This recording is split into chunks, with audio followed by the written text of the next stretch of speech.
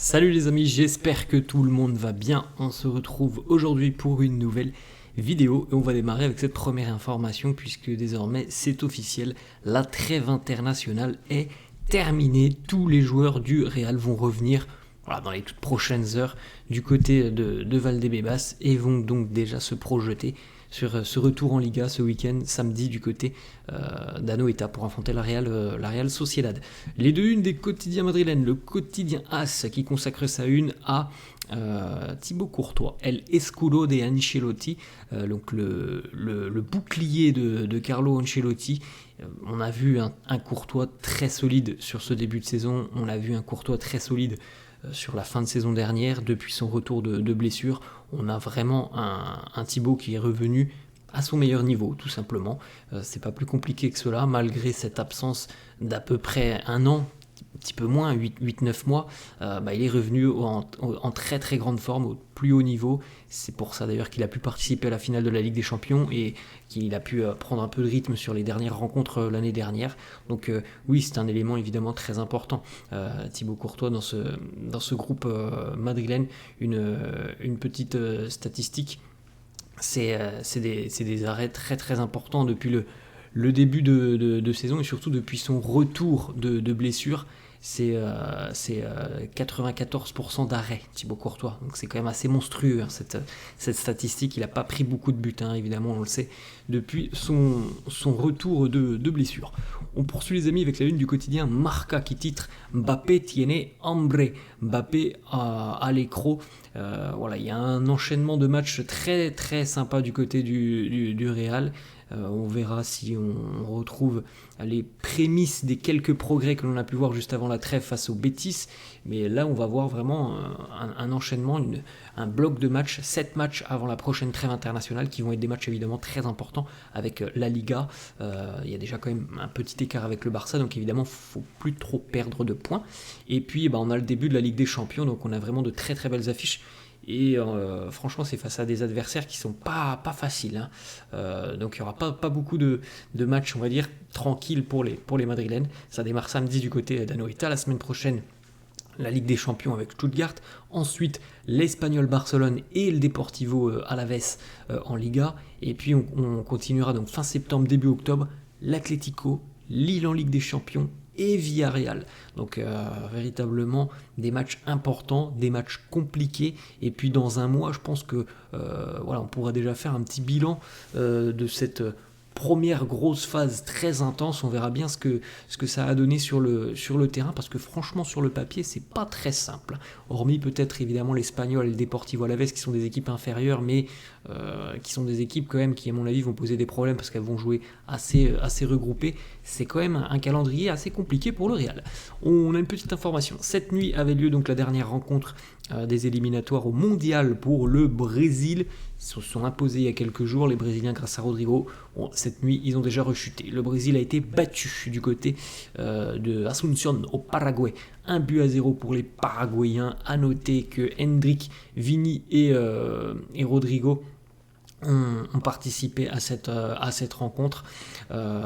Pour Vini et Rodrigo est sorti à la 80e je crois.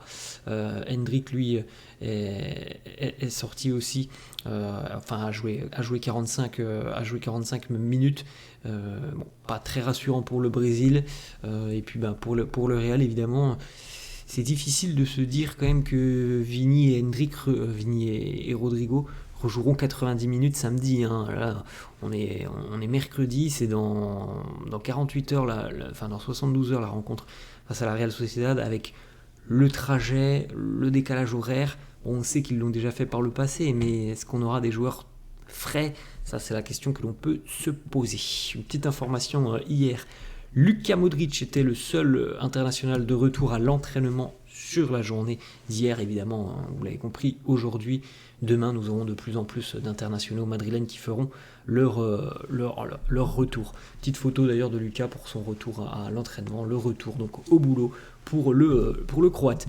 Autre petite photo que je trouvais importante de vous montrer, ça c'est un duel hier entre Luka Modric et Jesus Valero, donc c'est aussi pour montrer que Jesus Valero a l'air apte à disputer la rencontre face à la Real Sociedad. Alors après, est-ce que ça sera le choix de Carlo?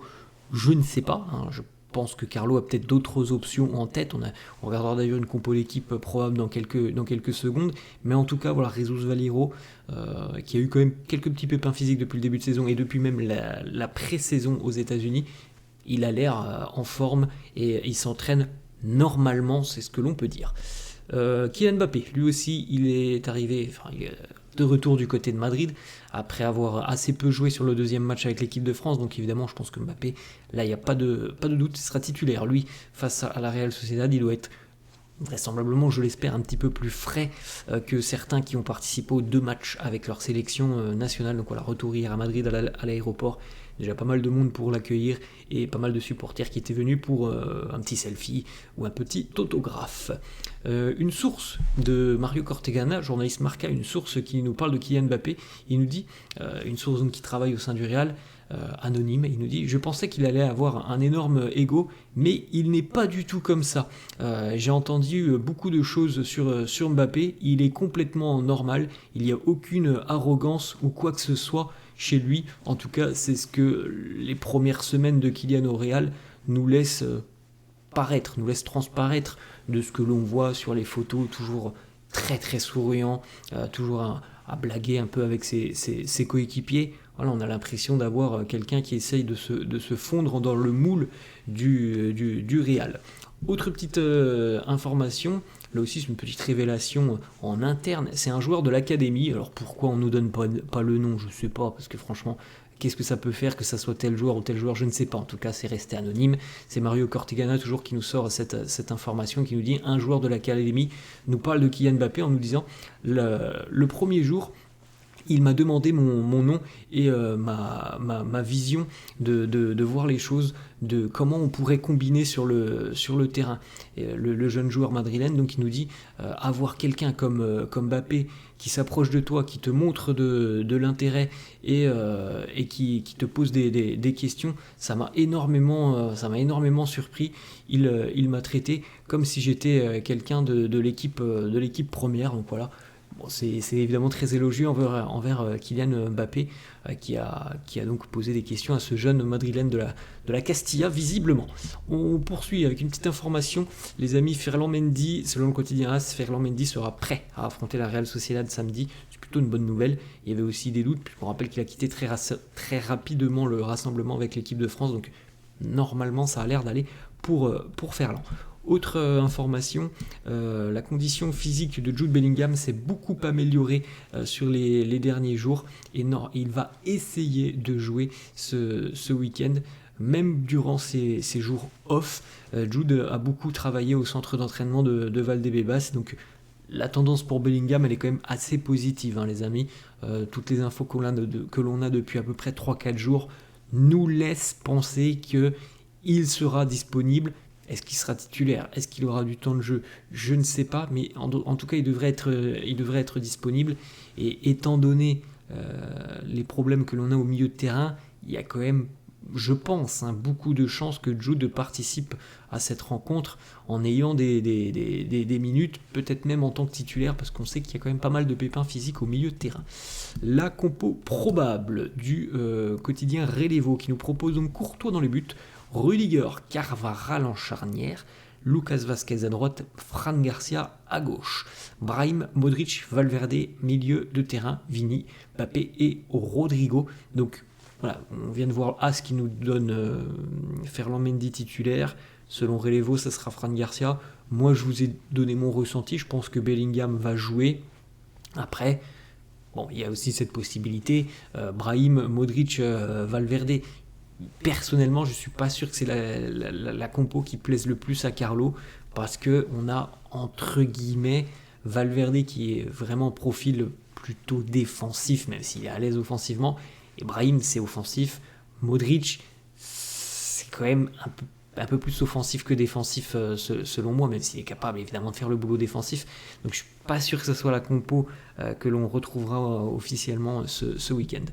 Petite information, on en avait parlé il y a quelques jours, Andy Mangan, entraîneur adjoint du côté de Stockport en Angleterre, Finalement, il ne rejoindra pas le Real Madrid. Son permis de travail lui a été refusé par les administrations. Pour rappel, c'est quelqu'un qui est entraîneur spécifique des attaquants, qui a connu Davide Ancelotti lors de sa formation en Angleterre, et c'était une demande de Davide, appuyé aussi par Carlo, de le faire venir au Real. Visiblement, ça ne se fera pas. On a quelques déclarations de Cristiano Ronaldo. Cristiano qui nous parle du Ballon d'Or. Il nous dit Kylian Mbappé peut remporter le Ballon d'Or les années prochaines. Certainement Haaland aussi, Bellingham, Rio Ferdinand, lui nous dit Vinicius. Cristiano nous dit il y a aussi Lamine Yamal. Oui, bon, on se doute évidemment que tous ces noms feront partie des favoris au Ballon d'Or sur les prochaines années. Une petite déclat de Rio Ferdinand sur le Ballon d'Or donc de cette année, 28 octobre, on rappelle les amis. Il nous dit Rio Ferdinand, je ne pense pas que quelqu'un a fait mieux que Vinicius Junior cette année pour remporter le Ballon d'Or, donc selon moi il devrait le remporter. Bon, je pense que c'est à peu près l'avis de tout amateur de football, même si bon, ça peut varier. Je pense que Vidi fait partie des grandissimes favoris, ça il n'y a aucun doute là-dessus. Autre déclat de Cristiano sur la retraite de Toni Kroos, il nous dit c'est lui qui voit les choses de cette manière, on doit respecter sa décision. Il aurait pu encore jouer je pense pendant quelques années, mais c'est sa décision. Cristiano qui nous dit, en parlant du Real, de la Ligue des Champions, les gens disent que le Real est chanceux en Ligue des Champions. Cristiano nous dit non, ce n'est pas de la chance, c'est un cerveau. Le Real est préparé pour ces moments. Le Bernabéu a une aura différente. Bon, tout le monde a pu l'expérimenter depuis quelques années. Il se passe des choses quasiment mystiques en Ligue des Champions avec le Real et notamment au Bernabéu. Cristiano qui nous dit aussi tout son amour pour le Real. Pour moi, le Real est le meilleur club dans l'histoire. Voilà, toujours beaucoup d'émotions quand il parle du Real. CR7. On continue les amis avec quelques petites informations, quelques petites photos sur une nouvelle collection du Real. Voilà, une collection par exemple portée par Ferland Mendy. On retrouve aussi Dani Carvajal. Et puis là, vous avez un petit panel voilà, avec la veste, les suites, les maillots d'entraînement. Collection un petit peu vintage avec le logo Adidas Vintage et couleur dominante assez marron. Bon, c'est plutôt pas mal comme collection. Une petite information aussi du côté de l'académie du Real. Hier, on avait la présence de Kylian Mbappé et d'Achraf Hakimi qui étaient tous deux donc à Madrid. On sait qu'ils sont très amis tout simplement et que c'est pas la première fois qu'ils viennent passer du temps à Madrid. Peut-être qu'un jour on aura le retour d'Hakimi du côté du Real, je ne sais pas. Voilà les amis, la fin de cette vidéo. J'espère que ça vous a plu. N'hésitez pas comme d'habitude à lâcher un petit pouce bleu. N'hésitez pas non plus à vous abonner à la chaîne. Merci à tous ceux qui le feront. Je vous souhaite une bonne journée. Je vous dis à la prochaine. Ciao.